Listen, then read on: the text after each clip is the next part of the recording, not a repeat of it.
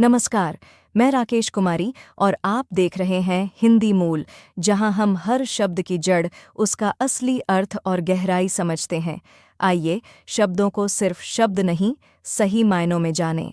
आज के इस शब्द विश्लेषण में हम एक बहुत ही दिलचस्प सफर पर निकलने वाले हैं। हम अक्सर बिना सोचे समझे बोलचाल में कई शब्दों का इस्तेमाल कर लेते हैं, है ना? लेकिन हर एक शब्द की अपनी एक छिपी हुई कहानी और एक लंबा इतिहास होता है। आज हम एक ऐसे ही शब्द की गहराई में उतरेंगे जिसे शायद आज की दुनिया में सबसे ज्यादा गलत समझा गया है, और वो शब्द है साधारण। तो चलिए, साधारण एक भाषा की यात्रा शुरू करते हैं और इस एक शब्द के जरिए सदियों का सफर तय करते हैं। अब एक बहुत ही बड़ा सवाल उठता है, क्या हमने साधारण शब्द को पूरी तरह से गलत समझ लिया है? ये सोचने पर मजबूर करता है। आज के समय में जब भी किसी चीज को साधारण कहा जाता है तो उसे तुरंत औसत, बोरिंग या कुछ खास नहीं मानकर किनारे कर दिया जाता है। हर कोई बस असाधारण के पीछे भाग रहा है और ऐसा लगता है जैसे साधारण होना कोई बहुत बड़ी कमी हो। लेकिन क्या सच में हमेशा से ऐसा ही था? असल में हम उन चीजों को कम आंकते हैं जिन्हें साधारण कहा जाता है, बिना ये जाने कि इस शब्द का प्राचीन इतिहास कितना शानदार था। आइए इस गलत फहमी के पीछे का असली सच जानते हैं। भाग 1, साधारण की शब्द रचना। चलिए सबसे पहले इसकी संस्कृत जड़ों को थोड़ा करीब से देखते हैं।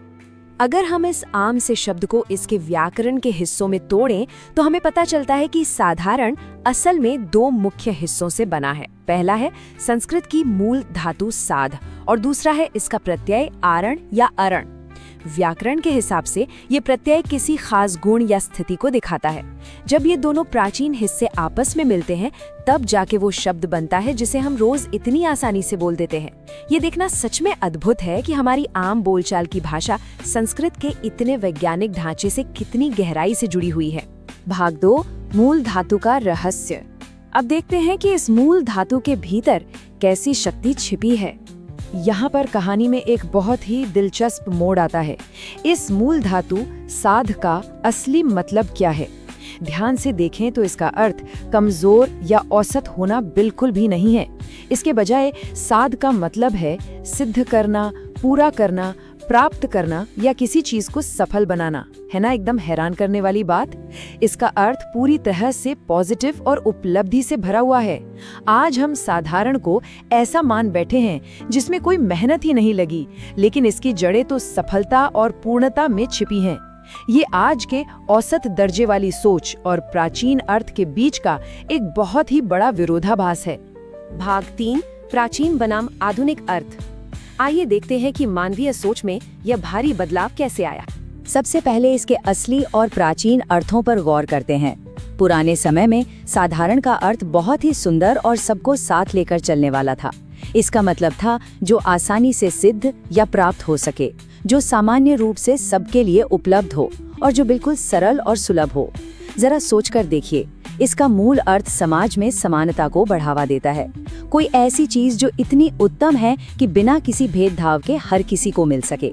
ये कोई कमी नहीं थी, बल्कि ये तो एक बहुत बड़ा गुण था। एक ऐसा गुण जो ये पक्का करता था कि कोई भी इंसान पीछे ना छूटे। लेकिन समय के साथ सब कुछ कैसे बदल जाता है।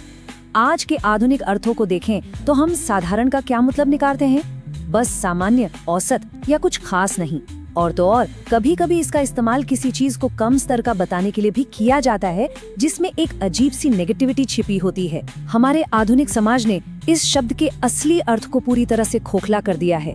जो चीज कभी सबके लिए समान रूप से उपलब्ध होने का जश्न मनाती थी, आज वो सिर्फ एक औसत दर्जे का ठप्पा बनकर रह गई है। भाग 4, अर्थों की विस्तृत तुलना। चलिए अब इस सांस्कृतिक बदलाव को एक साथ रखकर देखते हैं। अगर हम इन दोनों दृष्टिकोणों को आमने सामने रखकर देखें तो ये बदलाव शीशे की तरह साफ हो जाता है। प्रकृति की बात करें तो प्राचीन अर्थ में ये सरल और सुलभ था, जबकि आधुनिक अर्थ में ये बस सामान्य और औसत रह गया है। भाव के स्तर पर पहले ये पूरी तरह से सकारात्मक था, क्योंकि कोई चीज सबको मिल रही है तो वो अच्छी ही बात है। लेकिन आज ये न्यूट्रल या अक्सर नकारात्मक हो गया है। और सबसे बड़ा बदलाव आया है इसके फोकस में। प्राचीन काल में पूरा ध्यान उपलब्धता और सुलभता पर था, लेकिन आज हमारा ध्यान सिर्फ क्वालिटी या स्तर को जज करने पर है। अगर कोई चीज सबके पास है तो हम तुरंत मान लेते हैं कि उसका स्तर कम ही होगा। यही इस पूरी भाषाई यात्रा का सबसे अहम और दुखद पहलू है। एक तरफ सरलता और सुलभता है, तो दूसरी तरफ सामान्यता और कम विशेषता। समाज ने अब सुलभ होने को ही औसत होने के साथ मिला दिया है। हम ये सोचने लगे हैं कि अगर कोई चीज आसान है और सबको मिल सकती है, तो पक्का उसमें कोई विशेषता नहीं होगी। हमने सरलता की खूबसूरती को ही एक कमी मान लिया है। भाग 5, निष्कर्ष और समय का प्रभाव। एक अंतिम दार्शनिक विचार की ओर बढ़ते हैं। ये एक विचारोत्तेजक उद्धरण पूरी कहानी बयां कर देता है। जो सबके लिए सहज हो वही साधारण है, पर समय ने उसे सिर्फ सामान्य बना दिया है। ये एक अकेला वाक्य सदियों के इतिहास को अपने अंदर समेटे हुए है। अगली बार जब किसी भी चीज को साधारण कहा जाए, तो हमें एक पल के लिए रुकना चाहिए। हमें याद रखना चाहिए कि असल में हम उस चीज की तारीफ कर रहे हैं जो अपने आप में सिद्ध है, पूर्ण है और इतनी सुलभ है कि बिना किसी रुकावट के सब तक पहुंच सकती है। इस विश्लेषण के बाद ये सोचने वाली बात है कि ऐसे और कितने शब्द होंगे जिन्होंने सदियों के इस सफर में अपना असली जादू खो दिया है। क्या हम भाषा के उस खजाने को कभी वापस पा सकेंगे? इस ज्ञानवर्धक विश्लेषण में हमारे साथ जुड़ने के लिए बहुत बहुत धन्यवाद।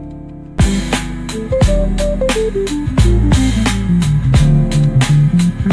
you.